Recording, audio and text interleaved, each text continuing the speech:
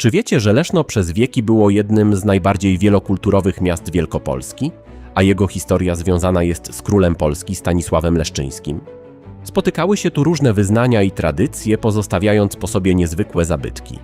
W tym filmie odkryjemy najciekawsze miejsca, takie jak m.in. jeden z najładniejszych ratuszy w Polsce w stylu barokowo-klasycystycznym, monumentalną barokową bazylikę Świętego Mikołaja, nową synagogę, jedną z najstarszych i największych zachowanych synagog w Wielkopolsce, czy kościół Świętego Jana Chrzciciela z wysoką późnogotycką wieżą. Zapraszam do odkrywania Leszna.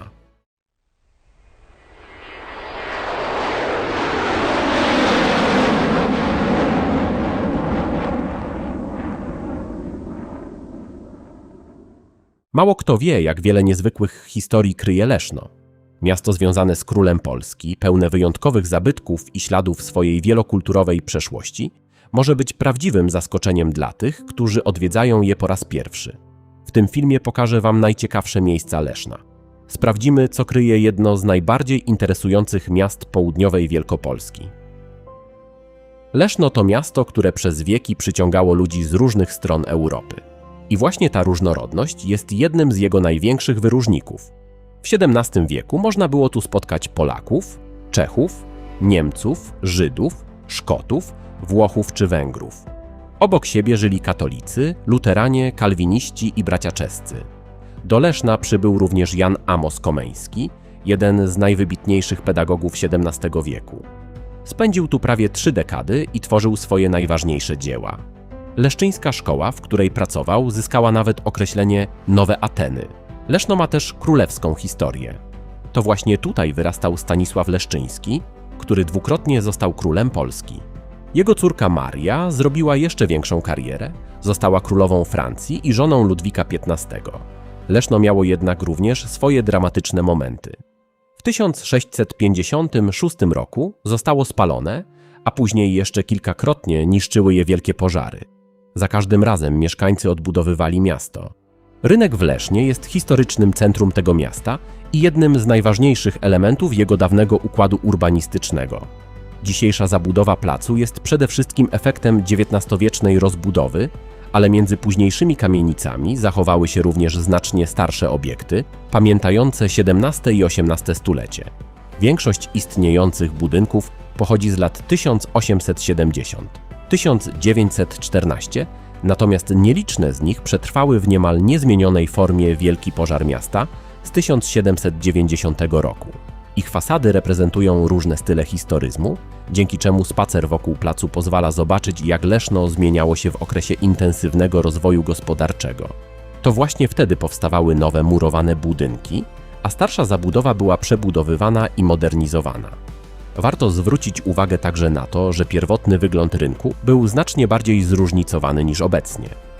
Dawne leszczyńskie domy często posiadały podcienia, ozdobne szczyty i attyki. Rynek jest więc ciekawy nie tylko jako reprezentacyjny plac w centrum Leszna, ale przede wszystkim jako zapis wielowiekowej historii miasta. W jego zabudowie można znaleźć ślady dawnego handlu, rzemiosła czy życia mieszczańskiego. Sam plac wyróżnia się również tym, że jest zadrzewiony i nie brakuje w nim urokliwych kawiarni i restauracji.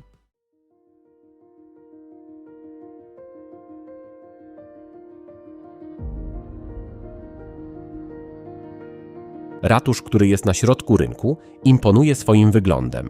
Moim zdaniem to jeden z ładniejszych tego typu budynków w Polsce. Dzisiejsza budowla ma formę barokowo-klasycystyczną, ale jej historia sięga XVII wieku. Był to budynek późno-renesansowy, mający 2 kondygnacje oraz wieże. Jego elewacje zwieńczone były charakterystyczną attyką palmetową, dzięki której ratusz prezentował się zupełnie inaczej niż obecnie. Ratusz nie był wyłącznie reprezentacyjną budowlą. Na piętrze znajdowała się sala obrad Rady Miejskiej i Sądu, a także kancelaria oraz archiwum. W przyziemiu mieściły się pomieszczenia Straży Miejskiej i więzienie. Było to więc prawdziwe centrum administracyjne i sądownicze dawnego Leszna. Historia budynku jest naznaczona licznymi pożarami. W 1656 roku, podczas Wielkiego Pożaru Leszna, ratusz został poważnie zniszczony. Odbudowano go niecałe 4 lata później, jednak potem ogień jeszcze kilkakrotnie niszczył jego konstrukcję. Przełomem była odbudowa przeprowadzona pod koniec XVIII wieku, której ostateczne zakończenie nastąpiło w 1817 roku. Wówczas ratusz otrzymał zasadniczo wygląd, który kojarzymy z nim dzisiaj, połączenie baroku i klasycyzmu. Jedną z ciekawostek jest udział w przebudowie Dominika Merliniego, jednego z najwybitniejszych architektów XVIII-wiecznej Polski, znanego przede wszystkim z realizacji związanych z warszawskimi łazienkami. Miasto Leszno samo wskazuje Merliniego jako jednego z architektów związanych z ratuszem. Szczególnie interesującym detalem jest kartusz znajdujący się nad głównym wejściem. Pochodzi on jeszcze z pierwszego renesansowego ratusza. Umieszczono na nim herb miasta, herby jego założycieli, rodu Leszczyńskich oraz personifikację sprawiedliwości. To bardzo ciekawy ślad po pierwotnym XVII-wiecznym budynku, zachowany w dzisiejszym ratuszu. Co może być szczególnie interesujące dla turystów, niewiele brakowało, a obecny ratusz przestałby istnieć.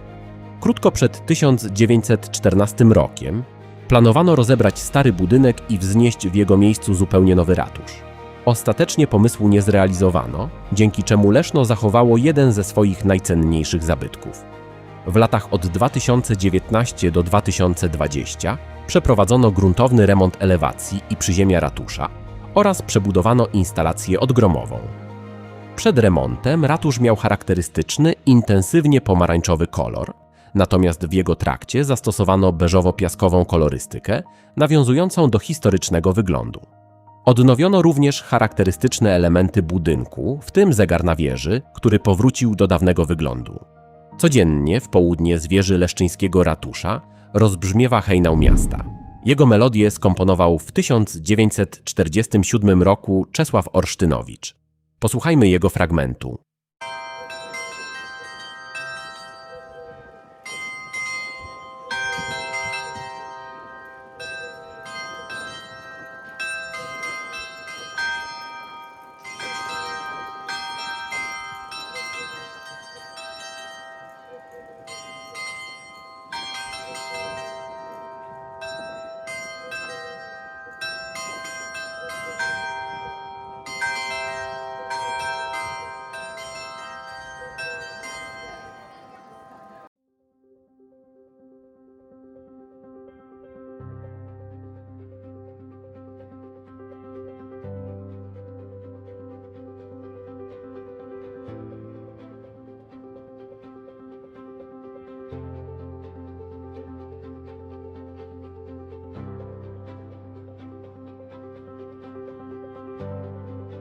Po zmroku ratusz w Lesznie zyskuje zupełnie inne oblicze.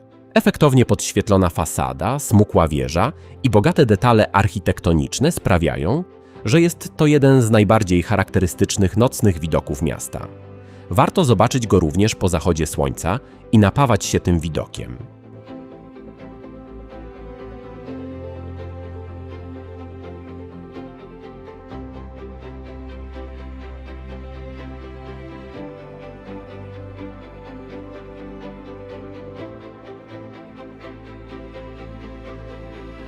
Pomnik Stanisława Leszczyńskiego znajduje się przy Leszczyńskim Rynku, u zbiegu ulic Leszczyńskich i Wróblewskiego.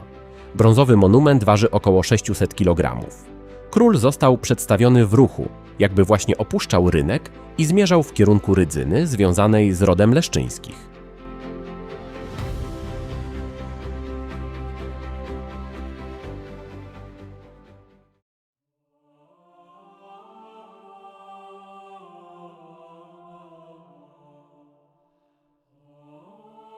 Bazylika Kolegiacka Świętego Mikołaja, znajdująca się nieopodal rynku, to jeden z najcenniejszych zabytków Leszna. Jej początki sięgają XIV wieku, choć obecny barokowy kościół powstał dopiero pod koniec XVII i na początku XVIII stulecia. Pierwotna świątynia była związana z rodziną Leszczyńskich, od której wywodzi się nazwa miasta. W XVI wieku, po przejściu właścicieli Leszna na protestantyzm, kościół przejęli bracia czescy. Katolicy odzyskali go w XVII wieku, jednak wkrótce świątynia została poważnie zniszczona podczas potopu szwedzkiego. Po zniszczeniach zdecydowano się na budowę nowej, znacznie bardziej reprezentacyjnej świątyni. Powstała ona w stylu barokowym, a przy jej projektowaniu i budowie uczestniczyli włoscy artyści. Szczególnie efektowna jest dwuwieżowa fasada, należąca do najbardziej charakterystycznych barokowych fasad sakralnych w Lesznie. Równie imponujące jest wnętrze, bogato zdobione barokowymi sztukateriami i dekoracją plastyczną. W XVIII wieku świątynia otrzymała okazały barokowy ołtarz główny, wzorowany na ołtarzu poznańskiej Fary. W 2000 roku kościół został podniesiony do rangi kolegiaty, natomiast 13 lat później otrzymał tytuł bazyliki mniejszej. W ostatnich latach przeprowadzono szeroko zakrojone prace konserwatorskie. Sama bazylika imponuje rozmiarem, choć w Lesznie można znaleźć chyba jeszcze piękniejsze świątynie, o czym jeszcze opowiem.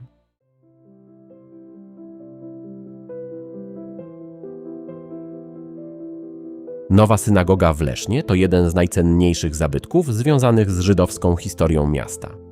Powstała pod koniec XVIII wieku, po zniszczeniu wcześniejszej synagogi w pożarze. Do dziś jest uznawana za jedną z najstarszych i największych zachowanych synagog w Wielkopolsce. Leszno przez stulecia było ważnym ośrodkiem żydowskim.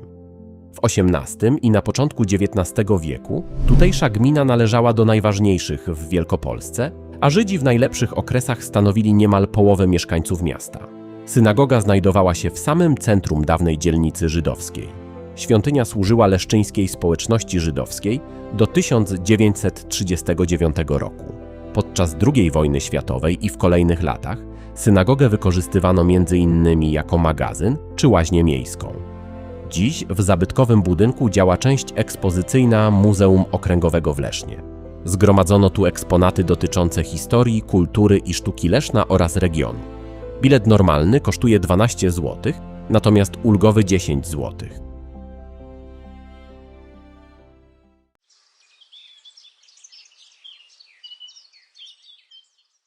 Park miejski to niewielki, ale bardzo ciekawy pod względem historycznym teren zielony, położony tuż przy centrum Leszna.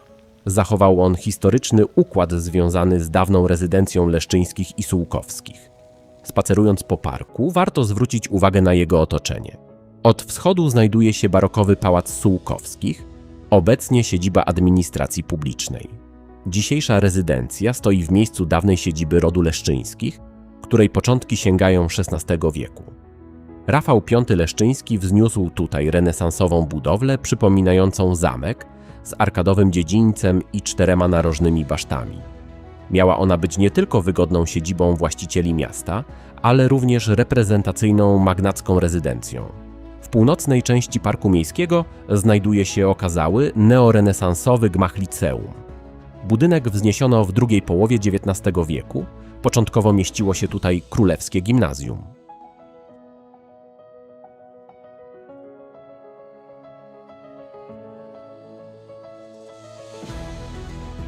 Spacerując po Lesznie, warto zwrócić uwagę na miejską wieżę wodną.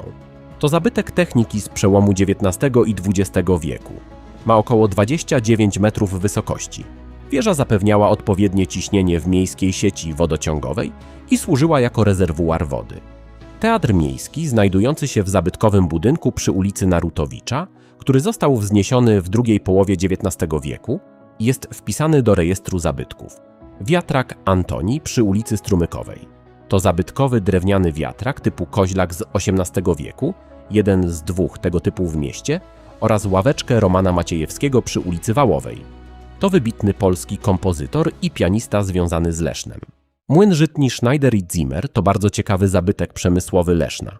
Jego historia sięga 1872 roku, kiedy Ernst Wilhelm Schneider uruchomił pierwszy w mieście młyn parowy.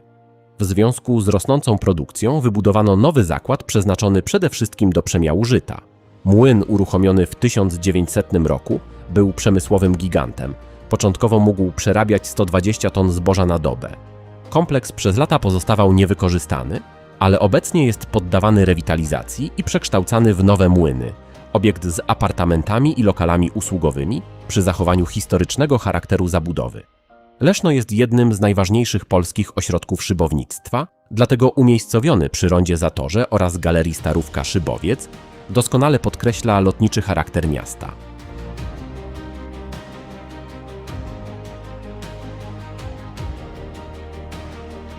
Budynek Poczty Polskiej znajduje się w bezpośrednim sąsiedztwie dworca kolejowego. Obiekt od lat pełni funkcję pocztową, a jego położenie przy ważnym węźle komunikacyjnym sprawia, że jest jednym z charakterystycznych budynków tej części miasta. Plac Jana Metziga to jedno z bardziej klimatycznych miejsc w Lesznie. Jego historia sięga przełomu XVI i XVII wieku, kiedy funkcjonował już jako nowy rynek. Później, po wybudowaniu w sąsiedztwie kościoła ewangelickiego, nazywano go rynkiem kościelnym. Na placu znajdują się fontanna i ławeczki. Umiejscowiony jest tutaj również pomnik Stanisława Grochowiaka, poety urodzonego w Lesznie, jednego z ważniejszych przedstawicieli polskiej literatury XX wieku. Szczególną pamiątką jest rosnący na placu dąb Bolek.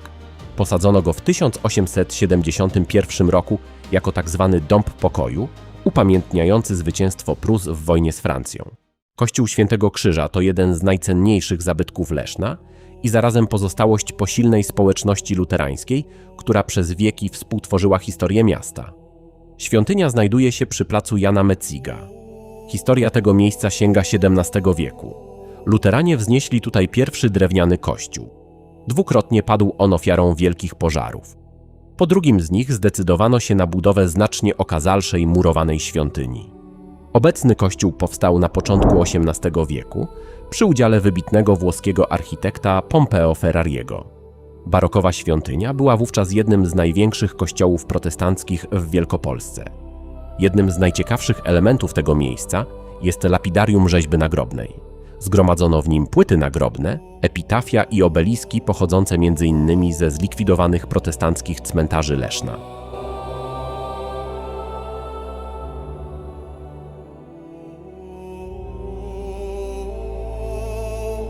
Kościół Świętego Jana Chrzciciela wzniesiono w połowie XVII wieku, kiedy Leszno było ważnym ośrodkiem różnych wyznań. Powstał on dla jednoty braci czeskich, protestanckiej wspólnoty wywodzącej się z ruchu husyckiego. Przybyli oni do Leszna, znajdując tutaj schronienie przed prześladowaniami religijnymi. Co ciekawe, mimo że świątynia została zbudowana w XVII stuleciu, jej monumentalna ceglana bryła nawiązuje do późnego gotyku. Charakterystycznym elementem jest również wysoka wieża, dzięki której kościół zdecydowanie wyróżnia się w panoramie Leszna. Na południowej przyporze zachował się zegar słoneczny, pochodzący z czasów budowy świątyni. W XVIII wieku do kościoła dobudowano barokową kaplicę Gruszczyńskich, której projekt przypisuje się Pompeo Ferrariemu, jednemu z najwybitniejszych architektów działających w ówczesnym Lesznie. Po II wojnie światowej świątynia zmieniła swoje przeznaczenie i została przejęta przez katolików.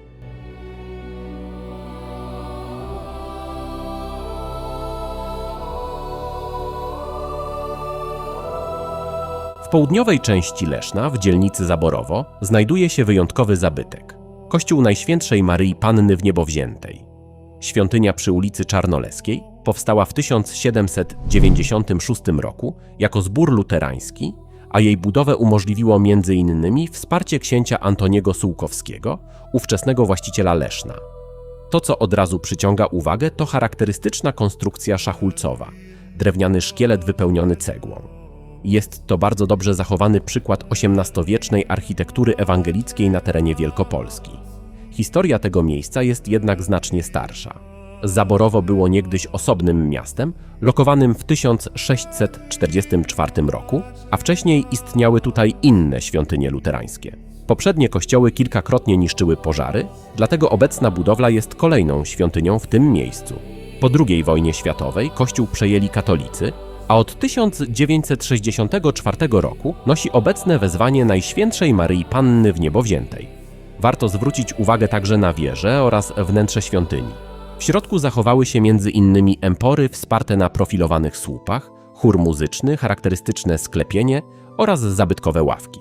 Kościół Najświętszej Maryi Panny Wniebowziętej pokazuje, że również poza ścisłym centrum Leszna można znaleźć miejsca z niezwykle ciekawą historią i wyjątkową architekturą, która robi spore wrażenie.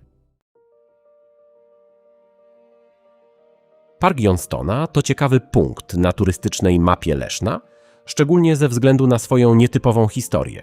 Ma prawie 5 hektarów i powstał na terenach dawnych cmentarzy, m.in. ewangelicko-reformowanego i katolickiego. Wśród zieleni znajdziemy pomnik Jana Johnstona, XVII-wiecznego lekarza i przyrodnika związanego z Lesznem.